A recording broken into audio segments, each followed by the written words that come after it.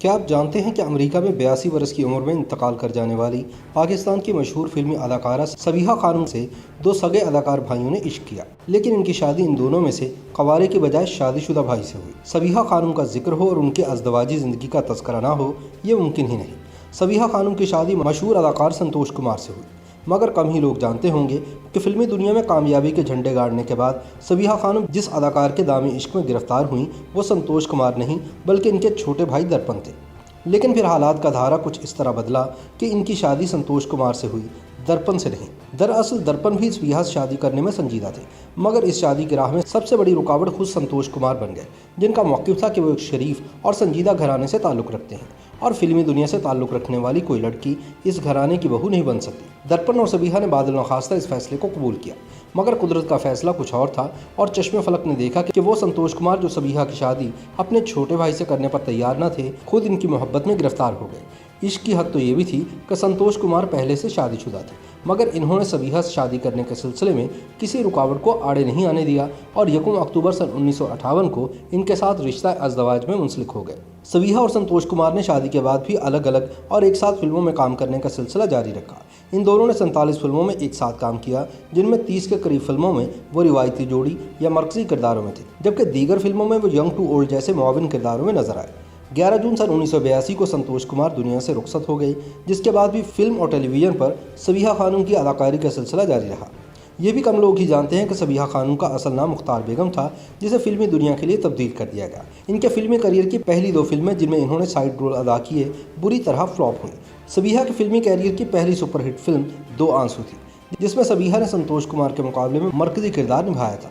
ये फिल्म शानदार कामयाबी से हमकिनार हुई और पाकिस्तान की पहली फिल्म बनी जिसने सिल्वर जुबली मनाई, यानी 25 हफ्तों तक सिनेमा में लगे रहने का एजाज़ हासिल किया। इसके बाद सबीहा की चंद फिल्में नाकाम भी हुई, मगर सबीहा नाकाम नहीं हुई। इनकी अगली कामयाब होने वाली फिल्म गुलाम थी।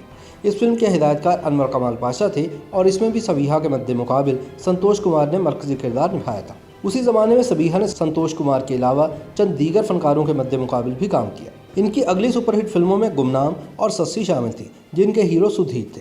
सस्सी पाकिस्तान की पहली फिल्म थी जिसने गोल्डन जुबली यानी 50 हफ्तों तक सिनेमा में लगे रहने का एजाज़ हासिल किया था। पाकिस्तान की पहली सिल्वर जुबली और पहली गोल्डन जुबली फिल्मों में मरकजी किरदार अदा करने के बाद सबीहा ने पीछे मुड़कर नहीं देखा।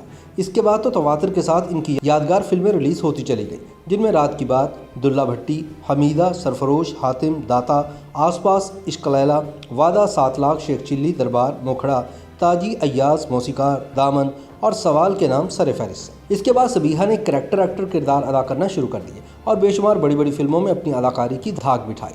इन फिल्मों में शिकवा, कनीज़, देवर भाभी, अंजुमन, पाक दामन और एक गुना और सही वगैरह शामिल थे। मजमूई तौर पर इन्होंने 202 फिल्मों में काम किया, जिनमें उर्दू फिल्मों की एक बड़ी तादाद शामिल थी।